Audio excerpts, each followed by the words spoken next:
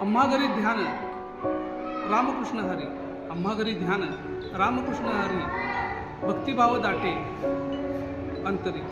आम्हा घरी ध्यान रामकृष्ण हरी, आम्हा घरी ध्यान रामकृष्ण हरी.